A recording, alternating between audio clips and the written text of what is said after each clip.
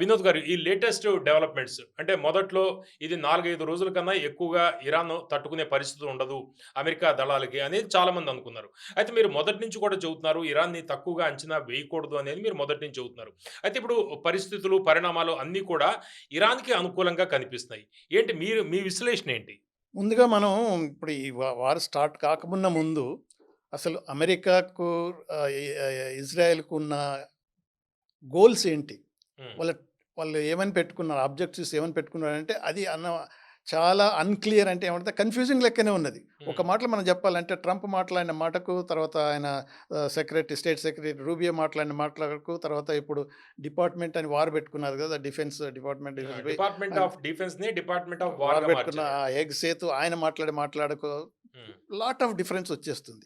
అందువల్ల ఏమవుతుందనంటే అంటే మనని కన్‌ఫ్యూజ్ చేస్తున్నారా? నిజంగా వాళ్ళు కన్‌ఫ్యూజన్‌లో ఉన్నారా? మనం కన్‌ఫ్యూజన్ చేయవలసిన అవసరం లేదు. ఎందుకంటే వాళ్ళంతా హ్మ్. కన్‌ఫ్యూజ్డ్ స్టేట్‌లో ఉండి వాళ్ళు ఇచ్చే స్టేట్‌మెంట్‌లను ప్రజలంతా అంటే ఆల్ కంట్రీస్ అబ్జర్వింగ్ కాబట్టి హ్మ్. సరే వాళ్ళు ఏదో ఒకటి చేసి ఇప్పుడు అసలు ఇరాన్ అటాక్ చేయటం అనేది ఇజ్రాయెల్ చేసిందా? లేకపోతే అమెరికా చేసిందా? అమెరికా చేస్తే ఇజ్రాయెల్ ఫాలో అయిందా? ఇజ్రాయెల్ చేస్తే అమెరికా ఫాలో అయిందన్న క్వెషన్ మీదే ఏ మాత్రం క్లారిటీ లేదు. ట్రంప్ ఒకటి చెబుతున్నాడు. విదేశాంగ మంత్రి ఒకటి చెబుతున్నాడు అంతే అమెరికాకి. కదా! మళ్ళీ హ్మ్. తర్వాత ఇక ట్రంప్ ఈస్ ది టాప్ చక్రవర్తి కాబట్టి, హ్మ్. తర్వాత విదేశాంగ మంత్రి ఆ నాలుక జారిపోయిననే ఒప్పుకోవాల్సిన పరిస్థితి ఏర్పడ్డది. అంటే ఏమవుతుందనంటే, ఒక ఒక విధంగా చూస్తే ఏదన్నా వార్‌కి పోయే ముందు గోల్స్ ఏంటి? ఏం చేయాలి? దాని తర్వాత పోస్ట్ వార్ ఏముండాలి?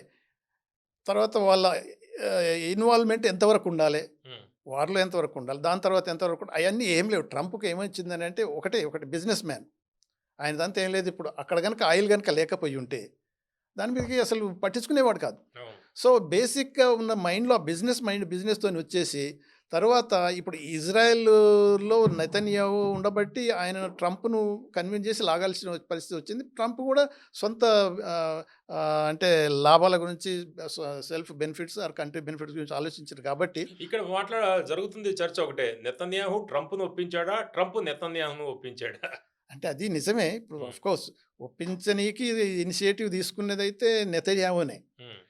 ఎందుకంటే ట్రంప్‌లో ఐడియాలో ఆయన మనసులో ఉన్నది కొంతవరకు ఇది మిడిల్ ఈస్ట్ అంతా కంట్రోల్ జేసుకోవాలని ఆయనేమన్నాడంటే అది వెనిజులాను అటాక్ జేసి మదురోను లిఫ్ట్ జేయకముందు అన్నాడు గదా! ఆ ఏరియా అంతా హ్మ్. స్పియర్ ఆఫ్ ఇన్‌ఫ్లూయెన్స్ అంతా అమెరికా కిందనే ఉండాలి. ఇంకోటానికి వీలు వాళ్ళు లేదు. మ్యాప్‌లో కూడా కలిపేసుకున్నారు గదా! వాళ్ళు. అదే అందుకనే ఆ మొన్రో డాక్ట్రిన్ ఏదైతే ఉందో టొన్రో అంటే ట్రంప్ డాక్ట్రిన్ అని పెట్టేసిండు గదా! హ్మ్. అలానే ఆ ఏరియా అయిపోయిన తర్వాత ఈ ఏరియాను గూడా ఇన్‌ఫ్లూయెన్స్‌లో పెట్టుకోవాలన్న ఉద్దేశ్యంతోటే ఆల్‌మోస్ట్ ఉన్నది గాబట్టి, ఇది మంచి ఛాన్స్ అనుకోని నెతన్యాహు ట్రంప్‌ను కన్విన్స్ జేయటం వల్ల వారు అనేది అప్పుడు ఈవెన్ గతం నెలలో జూన్‌లో జరిగిన ఏదైతే ఉందో వార్‌లో గూడా 12 అటాక్స్ డేస్, 12 డేస్. 12 డేస్ అటాక్‌లో గూడా బంపర్స్ మన బి-52 వాటిని పంపించటం, ఏది న్యూక్లియర్ ఇన్‌స్టలేషన్ అటాక్ చేయటం గూడా జరిగింది. హ్మ్. అయితే ఇప్పుడు ఏంటనంటే, ఈ వారు అనేది అటాక్ చేయటం అనేది డిసైడ్ చేసింది ట్రంప్ క్లెయిమ్ చేసుకుండు. నేను డిసైడ్ చేశాను అంటున్నాడు. హ్మ్. నా ఇన్‌స్ట్రక్షన్ మీద అంతా జరిగింది. మేము ఇజ్రాయెల్‌ని ఫాలో అవ్వటం ఏంటి? అంటే ఇగ రూబియో చేసిన స్టేట్మెంటే కొంతవరకు కరెక్ట్ కావచ్చు. మేము అన్నా కాకపోయినా ఇజ్రాయెల్ అటాక్ చేయబోతున్నది. అందుకని హ్మ్. చేసిన తర్వాత ఇరాను క్లియర్ స్టాండ్ ఎప్పుడైతే చెప్పిందో ఇజ్రాయెల్ గనుక మమ్మల్ని అటాక్ చేసినట్టయితే మేము యూఎస్ స్థావరాలన్నిటి మీద అటాక్ చేస్తాం. అది మొదటి నుంచే. హ్మ్. ఎప్పటినుంచో అంటున్నారాళ్ళు. దాంట్లో పెద్ద సీక్రెట్ ఏం లేదు. హ్మ్. అందుకని వాళ్ళు అటాక్ చేస్తే మన మీద అటాక్ చేస్తారు. అందుకని మేము ప్రీఎంప్టివ్‌గా చేశాము. అది అని ఆయన చెప్పుకోవటం. తర్వాత ట్రంప్ అదేం లేదు నేనే డిసైడ్ చేశాను. తర్వాత ఇజ్రాయెల్ ఫాలో అయిందని ఏదో అది వేరే సంగతి. కానీ హ్మ్. ఇప్పుడు జరుగుతున్నది ఏందంటే వారు ట్రంప్ అనుకున్న ప్రకారం ఏంటి 3, 4 రోజులు మాక్సిమం ఒక 1 వీక్ కంటే ఎక్కువ దాటదు. Will bring down the regime. Will bring them to know they will kneel down. They will surrender. హ్మ్. అందుకని ట్రంప్ అంటా ఉంటాడు ప్రతి పబ్లిక్ స్టేట్మెంట్‌లైనా ఈవెన్ ట్రూత్ సోషల్ దాంట్లో కూడా అంటుంది కదా! హ్మ్. ఇరాన్ సోల్జర్‌లారా, ఇరాన్ పాలకులారా మీరు lay down your arms, Neel down. హ్మ్. అప్పుడు నేను క్షమిస్తాను. లేకపోతే మిమ్మల్ని చంపేస్తాను. ఇవన్నీ ఏదైతే అంటున్నాడనంటే, అది ఇప్పుడు ఇరాన్‌ను అండర్ ఎస్టిమేట్ జేసి, ఆతురతతోని అటాకులు జేసినట్టు అనిపిస్తుంది. కానీ, హ్మ్. ఇరాను అంత సరెండర్ అయ్యేదైతే పరిస్థితిలో లేదు. అయితే ఇప్పుడు మనం జూసినట్టయితే ఏమవుతుంది, ట్రంప్ అనుకున్న పద్ధతి ప్రకారం జరిగేటట్లేదు. ఇది ప్రొలాంగ్ అయ్యేటట్టున్నది. హ్మ్. అయి అంటే డాక్టర్ వినోద్ గారు ఇప్పుడు యుద్ధం ఖమేనీ హతం తర్వాత ట్రంప్ దగ్గర నుంచి వార్తలు మనకు బయటకు వచ్చిందంతా కూడా ఏం సమాచారం వచ్చిందంటే 4, 5 వారాల్లో మొత్తం అయిపోతది. 4, 5 వారాలు యుద్ధం ఉండొచ్చు అనేది ట్రంప్ చెప్పినట్టు మనకు వార్తలొచ్చాయి. అయితే ఇప్పుడు లేటెస్ట్‌గా బ్లూంబర్గ్ నివేదిక ఇవన్నీ కూడా చెప్తుంది. ఖతార్ వద్ద పేట్రియాటిక్ క్షిపణులు ఉన్న పేట్రియాటిక్ క్షిపణులు 4, 5 డేస్‌కి మించి లేవు అనేది వస్తోంది. మరోపక్కేమో ఇరాన్ దగ్గరేమో వేలాది డ్రోన్‌లున్నాయి, మిసైల్స్ ఉన్నాయి. దానికి రష్యా కావచ్చు, చైనా కావచ్చు వీళ్ళందరూ కూడా సహకరిస్తున్నారు. ఇవన్నీ కూడా వచ్చింది. అంటే ట్రంప్ ఎందుకట్లా మాట్లాడాడు? 4, 5 వారాల్లో యుద్ధం అయిపోతుంది అని మాట్లాడాడు. గానీ పరిస్థితులు చూస్తుంటే 4, 5 రోజుల్లోనే కొన్ని చోట్ల వాళ్ళ క్షిపణులే అయిపోతాయనేది బ్లూంబర్గ్ నివేదిక. ఎగ్జాక్ట్ పవన్ గారు మీరన్నది కరెక్ట్. ఇప్పుడు ట్రంప్ మాట్లాడేదాన్ని ప్రతి మాటను మనం అనలైజ్ చేస్తే 4, 5 వారాలు అనడంటే 4, 5 రోజులలోనే అయిపోతది వారు. నేను గెలుస్తాను, హ్మ్. నేను డిక్లేర్ చేస్తాను అనే పద్ధతిలో ఆయన పోయాడు గానీ, ఏంటి ఆ మైండ్ గేమ్ ఏంటి? అంటే ఇప్పుడు ఆయన ఏదంటే మాక్సిమం అదే somebody saying throw the mud to the wall what ever sticks let it be అన్నట్టు హ్మ్. ఆ పద్ధతిలో మాక్సిమం హ్మ్. ఫోర్స్ ఎంతన్నా చేసేసి ఎంతవరకు వస్తే అంతవరకు తీసుకుందాం అంటే అది బిజినెస్ మైండ్ లెక్క. హ్మ్. అది మిలిటరీ స్ట్రాటజీ కాదు. మిలిటరీ స్ట్రాటజీ పెంటగాన్ అన్నది. గత నెలలోనే 15వ తారీఖు, 16వ తారీఖులో జనవరిలో ఇది ఇరాన్ మీద అటాక్ ప్లాన్ చేసినప్పుడు వాళ్ళు అడ్వైజ్ చేసిండ్రు. It's not ideal. మనకు సరిపోని రిసోర్సెస్ మొబిలైజ్ చేయలేదు. మన వార్ గనక ప్రొలాంగ్ అయితే మనకు ప్రాబ్లమ్స్ వస్తది. యూ హావ్ టు వెయిట్ అని అన్నారు అప్పుడు. హ్మ్. సో, అందుకనే కొంత 14 రోజులు డిలే అయిపోయింది. హ్మ్. సో, దానివల్ల అప్పటికైనా గానీ వాళ్ళు చేసుకోలేకపోయినరు. అందుకనే మొన్న ఆల్ డిఫెన్స్ ఇండస్ట్రీ లీడర్స్ అందరిని పిలిచి మన వైట్ హౌస్‌లో మీటింగ్ పెట్టి ప్రొడక్షన్ కావాలి, మాకు కావాలి. ఇది అన్నది ఖతార్‌లో అన్నది కరెక్ట్ అది. హ్మ్. వీళ్ళేమనుకున్నారు అనంటే 3, 4, 5 డేస్ కంటే ఎక్కువ ఇరాను ఫైట్ చేయలేదు. హ్మ్. దే విల్ అంటే డీకాపిటేట్ చేస్తామని మొదటి నుంచి అంటూ అయిపోయింది. లీడర్‌షిప్ ఎగిరిపోగానే ఖమేనీని లేపేస్తే ఇంక అయిపోయింది. మొత్తం అయిపోయింది అక్కడ అనుకున్నారు. అంత సరెండర్ అయిపోతారనుకున్నారు. అంత అయిపోయింది. ఇంతకుముందు ఆ పింక్ రెవల్యూషన్స్ వేరియస్ కంట్రీలు చేసినారు. అలానే హ్మ్.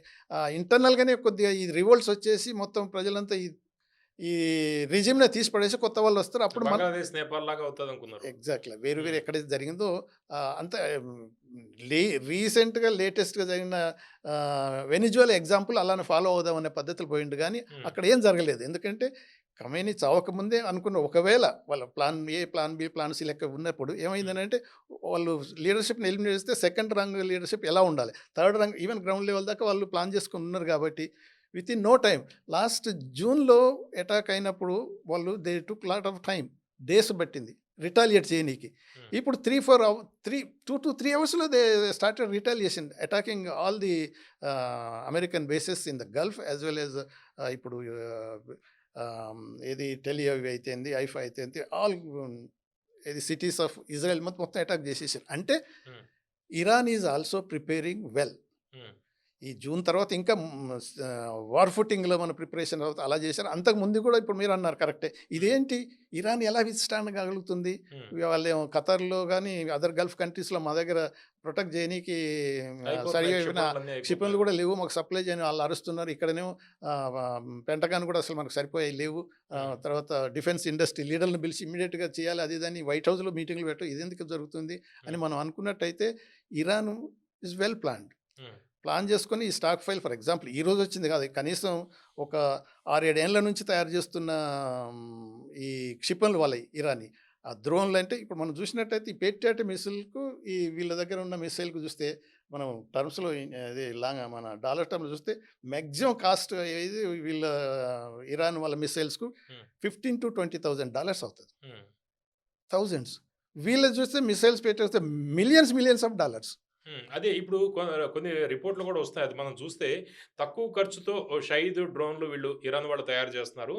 18,00,000 అంటే మన రేట్ చూస్తే ఇండియన్ ఒక కరెన్సీ. డ్రోను $18,00,000 అంటే $20,000 అప్రాక్సిమేట్‌లీ. హ్మ్. అదే వీళ్ళ మిసైల్స్ బిలియన్స్ మిసైల్స్ మిలియన్‌లు, బిలియన్‌లలో అవుతున్నాయి. ఆ! 37,00,00,000-100,00,00,000 మిసైల్స్‌కి యూఎస్ వాళ్ళు ఖర్చు పెడుతున్నారు. అంతే గదా! హ్మ్. ఇప్పుడు సింపుల్ ఒకటి చెప్తున్నాను. ఈ అటాక్‌లో వాడికి లక్షల్లో అవుతాయి. వీళ్ళకి కోట్లలో టోటల్ అవుతుంది. ఇప్పుడు జరిగిన అటాక్‌లల్లా ఖతర్‌లో ఉన్న రాడార్ సిస్టము $1.2 బిలియన్ వర్త్ అది హ్మ్. రాడార్‌ది. సింపుల్ 20,000 లెస్ థాన్ $20,000 తోని వాళ్ళు డిస్ట్రాయ్ చేసిండ్రు హ్మ్. ఇరానియన్స్. హ్మ్. అనే 1000,00,00,000 అక్కడ 1000,00,00,000 ఖర్చు. మరి చూసారు గదా! అంటే ఇప్పుడు హ్మ్. Hi-tech versus low-tech. హ్మ్.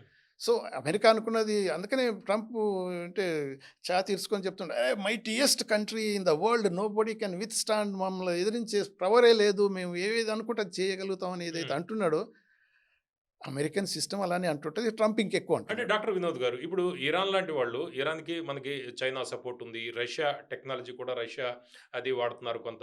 అయితే వీళ్ళు ఇంత చౌకలో వీళ్ళు తయారు చేయగలుగుతుంటే అమెరికాకి ఎందుకు ఇంత ఖర్చవుతుంది? ఇప్పుడు అమెరికన్ ఆ సిస్టమ్ టెక్నాలజీ లేదా వాళ్ళ దగ్గర?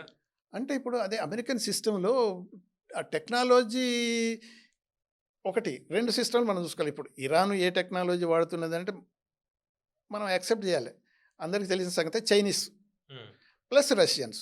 రష్యన్స్ కంటే చైనీస్ టెక్నాలజీ ఎక్కువ వాడుతున్నారు వాళ్ళు. హ్మ్. అంటే ఎప్పటినుంచో ఉన్నదిగా చైనాకు అమెరికన్ మ్యానుఫ్యాక్చరింగ్ కాస్ట్‌లకు చూస్తే మల్టిపుల్ టైమ్స్ అది కాస్ట్‌లీ. సేమ్ వస్తువు చేసినా హ్మ్. హైటెక్ కూడా ఉన్నది చైనాలో, లోటెక్ కూడా ఉన్నది. అప్రోప్రియేటెడ్ టెక్ కూడా ఉన్నది. అందుకని వీళ్ళకున్న వాళ్ళకి అమెరికాలో ఉన్న సిస్టమ్స్ మ్యానుఫ్యాక్చరింగ్ ఏదైనా కాస్ట్ ఎఫెక్టివ్ అంటే టూ కాస్ట్‌లీ సిస్టమ్స్. హ్మ్. అదే టెక్నాలజీని అమెరికన్ టెక్నాలజీని రష్యన్‌కు అది మన ఇరానియన్‌కి ఇవ్వండి, లేకపోతే ఇండియన్‌కి ఇవ్వండి. దాంట్లో 1/10 కాస్ట్ కాదు ఇంకా తక్కువ కాస్ట్‌లో మనం ప్రొడ్యూస్ చేయగలుగుతాం. ఆ సిస్టమ్‌లో అలా ఉంది. ఆ కాస్ట్ వైస్ అది టూ కాస్ట్‌లీ. ఎందుకు అలా పెట్టుకున్నారంటే అంటే మనం గమనించాల్సింది వాళ్ళదంతా ఏంటి ఎక్స్‌పోర్ట్ కంట్రీ. హ్మ్. ఇది యుద్ధ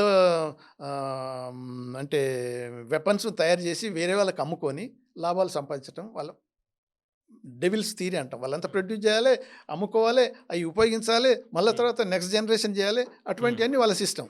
అవును. సో, ఆ కాస్ట్ అలానే వచ్చింది కాబట్టి అయి అమ్మటం వల్ల వాళ్ళకంత లాభం వస్తది. హ్మ్. ఇప్పుడు ఇరానియన్స్ వాళ్ళు అమ్ముకొని బయటికి ఎవరికో చేయనీకి గాదు గదా! హ్మ్. వాళ్ళ సెల్ఫ్ డిఫెన్స్ గురించి వాళ్ళు జేసుకోవాల్సొస్తుంది. అవును. సో, వాళ్ళు లీస్ట్ కాస్ట్‌తోని పెట్టుకుంటారు. హ్మ్. సో, అది క్యాపిటలిస్ట్ ఏది అమ్ముకొని లాభం సంపాదించవలసిన వ్యాపారం. వ్యాపారం పద్ధతిలో పెట్టుకునేది గాబట్టి, ఆ కాస్ట్ అలా రేట్ ఉంటది. పెరిగిపోయింది. రేట్లు పెరిగిపోతాయి. హ్మ్. వీళ్ళు సెల్ఫ్ వాడుకునేది మన ఇంట్లో వాడుకున్న దానికి, బయట ఎక్కడో ఎవరికో అమ్మేదానికి ఎలా ఉంటదో తేడా అలానే ఉంటది. హ్మ్. సో, అది టెక్నాలజీ వైస్ ఆఫ్‌కోర్స్ హైటెక్ కావచ్చు. బట్ అంత కాస్ట్ వర్త్ అయితే కాదు.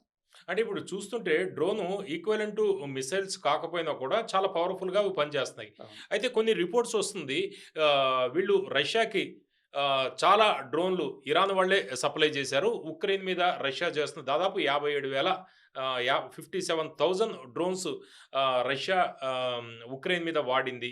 ఆ టెక్నాలజీ అంతా కూడా ఇరాన్‌దే. ఇరాన్ కొంత ప్రొడ్యూస్ చేసింది అనేది కూడా వస్తుంది. అంటే మీరన్నది కరెక్టే. ఇప్పుడు హ్మ్. ఇరాన్‌లో ప్రొడక్షన్ సెంటర్స్ ఇరాన్‌లో ఉన్నాయి. హ్మ్. ఆ టెక్నాలజీస్ ఒరిజినల్‌గా స్టార్ట్ అయింది. ఇప్పుడు చైనా, రష్యా నుంచి తీసుకొచ్చి ఇరాన్‌లో వాడారు. హ్మ్. ఏదైనా అంతే కదా! టెక్నాలజీ ట్రాన్స్‌ఫర్ అనేది మనం కూడా అంటున్నాం. హ్మ్. ఇండస్ట్రీస్ రావచ్చు, ఇన్వైట్ చేస్తున్నాం. ఫారెన్ డైరెక్ట్ ఇన్వెస్ట్‌మెంట్, ఎఫ్‌డీఐలు రావాలని ఏదైనా వచ్చినప్పుడు ఈవెన్ ఇప్పుడు అమెరికాతోటైనా ఇప్పుడు బ్రహ్మోస్ మనం డెవలప్ చేస్తున్నాం. హ్మ్. అంటే బ్రహ్మోస్ ఏదైతే ఈ మిసైల్స్ ఏవైతే ఉన్నాయో రష్యా నుంచి కదా మనం వచ్చింది. మన హ్మ్. దగ్గరనే చేస్తున్నాం కదా! హ్మ్. ఇప్పుడు మనం ఎక్స్‌పోర్ట్ కూడా చేస్తున్నాం other right. Countries. Right. Okay. అట్లా జరుగుతోంది. అలాంటి సిస్టమ్‌లో వాళ్ళు ఎంటర్ అయ్యి, హ్మ్. మీ టెక్నాలజీని మేము తీసుకురండి. సో, ఆఫ్టర్ సమ్ టైమ్ ఏమవుతదంటే, రష్యా కూడా కాస్ట్‌లీ అయిపోయింది. కాబట్టి ఏం చేసిండ్రంటే, వీళ్ళు ఇక్కడ మ్యానుఫ్యాక్చర్ చేయడం వల్ల రష్యాకి అవసరం వచ్చిందిప్పుడు. హ్మ్. ఏది యుక్రెయిన్ వార్ చేయబట్టి, ఆటోమేటిక్‌గా వాళ్ళు ఇక్కడి నుంచి సోర్స్ చేసుకోవడం మొదలుపెట్టారు. ఓకే. అయితే 400 మంది రష్యన్ సైంటిస్ట్సు, ఎక్స్‌పర్ట్సు, టెక్నీషియన్స్ ఇరాన్‌లో పనిచేస్తుండ్రు. హ్మ్. మొన్ననే అజర్బైజాన్ ద్వారా అవును. సేఫ్‌గా వాళ్ళు హ్మ్. ప్యాసేజ్ ఇచ్చి మళ్ళీ వాళ్ళు రష్యాకెళ్ళిపోయారు. రష్యాకి వెళ్ళిపోయిండ్రు. అని అవును. అంటే దాన్ని బట్టి మనం అర్థం చేసుకోవాలంటే వాళ్ళ అండర్‌స్టాండింగ్, కోఆపరేషన్, కోఆర్డినేషన్ ఈ మిసైల్ టెక్నాలజీలో, డ్రోన్స్ టెక్నాలజీలో హ్మ్. అవును. ఇరాన్‌లోనే తయారు చేస్తున్నారు. అంటే మ్యానుఫ్యాక్చరింగ్ సెంటర్ ఇరాన్ అయింది. హ్మ్. సో, అందువల్ల ఏమైందంటే ఈ ఇరాన్ లో టెక్, ఎఫెక్టివ్ హ్మ్. మిసైల్స్, డ్రోన్స్ చేయగలుగుతుంది ఇన్ హ్మ్. మాసివ్ వే. హ్మ్. సో, కాబట్టి ఈ అమెరికన్ కాస్ట్‌లీ వే లిమిటెడ్‌గా ఏదైతే చేసి ఒక్క బాంబ్ వేసేస్తే హిరోషిమాలో గనుక అప్పుడు సెకండ్ వరల్డ్ వార్ ఒక్క బాంబ్ వేసి జపాన్ నీల్ డౌన్ చేసాము, న్యూక్లియర్ నాశనం బాంబ్. చేసాం న్యూక్లియర్ బాంబ్. అలానే ఇక్కడ చేద్దామనే ఐడియా ఉంది. హ్మ్. ఇప్పటికి కూడా అది ఆహ్, న్యూక్లియర్ ఇన్‌స్టలేషన్స్ అప్పుడు ఏదైతే జూన్‌లో జరిగిందో దానివల్ల పెద్ద నష్టం జరగదు గానీ, ఇప్పుడు గనుక అప్పుడే న్యూస్ ఏదో వచ్చిందంటే న్యూక్లియర్ ఇన్‌స్టలేషన్‌లో ఇది ఇజ్రాయెల్ బాంబు పడిపోయింది. అందుకనే రేడియేషన్ స్టార్ట్ అవుతుందనేది కొన్ని న్యూస్ వచ్చింది కానీ అది కరెక్ట్ కాదని మన ఇంటర్నేషనల్ అటామిక్ ఎనర్జీ ఏజెన్సీ అన్నది. But we cannot rule it out. ఏంటది ఒకసారి చెప్పండది? ఇప్పుడు న్యూక్లియర్ ఇన్‌స్టాలేషన్స్‌ని గనక అటాక్ చేసినట్టయితే హ్మ్.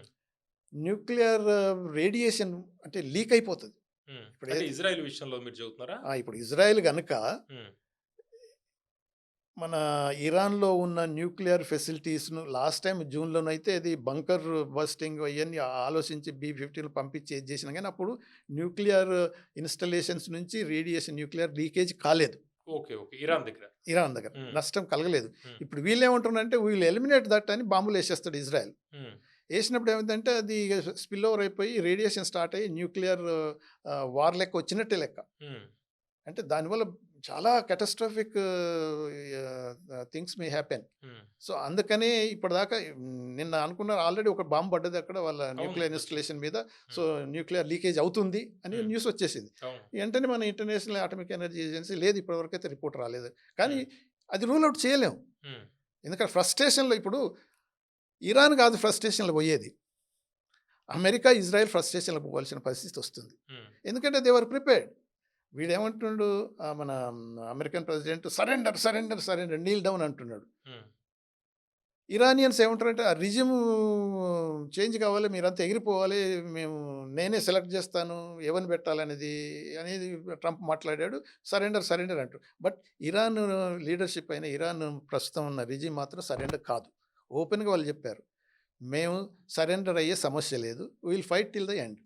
ఆ పద్ధతితోనే వాళ్ళు కొంతకాలం నుంచి ఈ ఇరాన్, ఇజ్రాయెల్ కాన్‌ఫ్లిక్ట్ తర్వాత యూఎస్ ఇన్వాల్వ్‌మెంట్ ఉన్నది కాబట్టే కొన్ని సంవత్సరాల నుంచి వాళ్ళు ప్రిపేర్ అవుతున్నారు. ఇటువంటి స్టేజ్‌కొస్తదని. హ్మ్. అందుకనే ఇన్ని వేల మనకొచ్చిన ఇన్ఫర్మేషన్ ప్రకారం కొన్ని వేలు ఏదైతే చూపిస్తున్నారో 3, 4 వేలని చూపిస్తున్నారు. కానీ కనీసం ఇంకా ఒక 10,000 దాకానైనా ఎప్పటినుంచో తయారు చేసి పెట్టుంటారు వాళ్ళు డ్రోన్‌లు. డ్రోన్‌లు. హ్మ్. అలాగనే మిస్సైల్స్. ఓకే.